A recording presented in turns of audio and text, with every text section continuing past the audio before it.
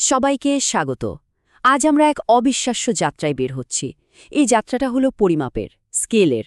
মানে আমরা আমাদের চেনা জানা জগৎ থেকে শুরু করে একেবারে মহাবিশ্বের শেষ মাথা পর্যন্ত যাব, আবার সেখান থেকে ডুব দেব বাস্তবতার একদম ক্ষুদ্রতম এককে। চলেন একসাথে এই রোমাঞ্চকর সফরে বেরিয়ে পড়ি আর দেখি আমাদের অস্তিত্বের আসল মাপটা ঠিক কোথায়। কখনো কি মনে হয়েছে আমাদের এই বিশাল বাস্তবতার আসল সাইজটা আমরা কি আদৌ বুঝতে পারি? মানে আমাদের প্রতিদিনের অভিজ্ঞতা দিয়ে কি এই মহাবিশ্বের বিশালতাকে মাপা সম্ভব? বা ধরেন সেই অতি ক্ষুদ্র জগৎ যে আমরা দেখতেই পাই না, সেটাকে? আচ্ছা, চলেন তো এই প্রশ্নের উত্তরই খোঁজা যাক। তো আমাদের এই সফরটা শুরু হবে একদম আমাদের নিজেদের থেকে, একজন সাধারণ মানুষ। এরপর আমরা পাড়ি দেব মহাবিশ্বের অসীম প্রান্তরের দিকে, আর সবশেষে ডুব দেব স্থানকালের সেই বুননে যা সবকিছুকে ধরে রেখেছে। যে কোনো বড় জিনিস বুঝতে হলে শুরুটা করতে হয় নিজেদের জায়গা থেকে, তাই না? তো আমরা ঠিক মাঝখানে আছি। চলেন এখান থেকেই আমাদের যাত্রাটা শুরু করা যাক। একদিকে বিশালতা, আরেকদিকে ক্ষুদ্রতা। ভাবুন তো, নীল তিমি, পৃথিবীর সবচেয়ে বড় প্রাণী, বা ধরেন মানুষের তৈরি বুর্জ খালিফা, দুটোই বিশাল, তাই না? কিন্তু মহাবিশ্বের স্কেলে যদি মাপতে যান, এগুলো তো ধুলোর কণার মতো। এখান থেকেই বোঝা যায় যে আমরা যাকে অনেক বড় বলি সেটার সীমানা আসলে কতটা ছোট। আচ্ছা, এবার তাহলে আমাদের চেনা জানা গণ্ডিটা পেরোনো যাক। চলেন এবার ওপরের দিকে ওঠা যাক, মহাজাগতিক সিঁড়ি বেয়ে। এক এক ধাপ করে আমরা এমন এক বিশালতার দিকে যাব যা হয়তো আমরা কল্পনাও করতে পারি না। এই সিঁড়ির ধাপগুলো কি কি? প্রথমে আমাদের গ্রহ, তারপর আমাদের সৌরজগৎ, এরপর আমাদের গ্যালাক্সি, আর সবশেষে পুরো মহাবিশ্ব। মানে আমরা পৃথিবী থেকে শুরু করে সৌরজগতের বিশালতা পেরিয়ে যাব, আমাদের গ্যালাক্সির এক মাথা থেকে আরেক মাথায় যাব, আর শেষে পৌঁছাবো মহাবিশ্বের একেবারে কিনারায়। চলেন শুরু করা যাক। আমাদের সৌরজগতের সবচেয়ে বড় গ্রহ কোনটা? বৃহস্পতি, তাই তো? আচ্ছা, এর সাইজটা একটু কল্পনা করার চেষ্টা করি। এর ভেতরে আমাদের এই পৃথিবীর মতো প্রায় 1300টা গ্রহ, হ্যাঁ, 1300টা গ্রহ পুরোপুরি এঁটে যাবে। ভাবা যায়? এটা তো সবে শুরু। এবার আসি তারকাদের জগতে। এখানেও কিন্তু মাপের বিশাল পার্থক্য। একদিকে আছে রেড ডোয়ার্ফের মতো একদম ছোট তারা, আমাদের সূর্যের ভরের মাত্র 12 ভাগের 1 ভাগ।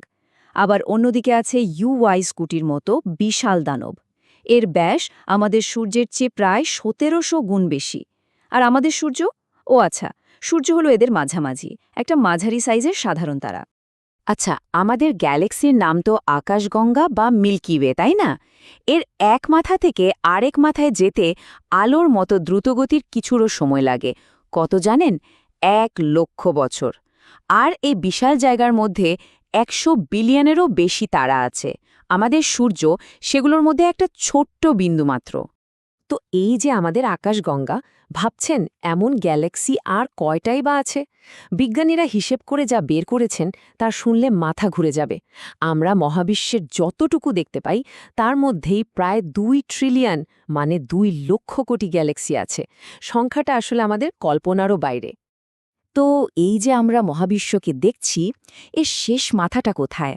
আমরা যতদূর পর্যন্ত দেখতে পাই তার ব্যাস হল 93 বিলিয়ন আলোকবর্ষ।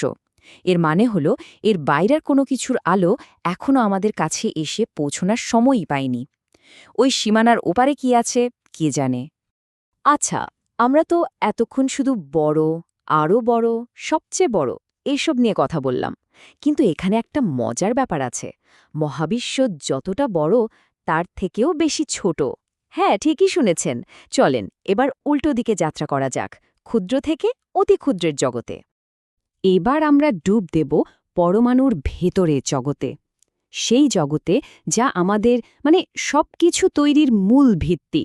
এখানে কিন্তু পদার্থবিজ্ঞানের নিয়মকানুনগুলো একদম অন্যরকম। একটা দারুণ তুলনা আছে, শুনুন।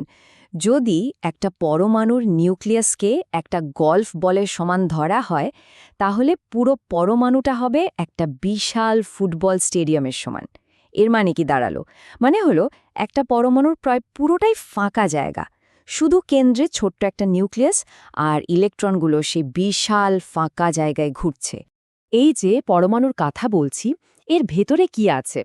আছে অতি পারমাণবিক কণা, মানে প্রোটন, নিউট্রন আর ইলেকট্রন। প্রোটন আর নিউট্রনগুলো থাকে ওই ছোট্ট নিউক্লিয়াসে, আর পরমাণুর প্রায় সবটুকু ভর ওখানে জমা থাকে। ইলেকট্রনগুলো সেই নিউক্লিয়াসকে কেন্দ্র করে ঘুরতে থাকে। আচ্ছা, আমরা ছোট হতে হতে কত ছোট পর্যন্ত যেতে পারি? এর কি কোনো শেষ আছে? হ্যাঁ, আছে।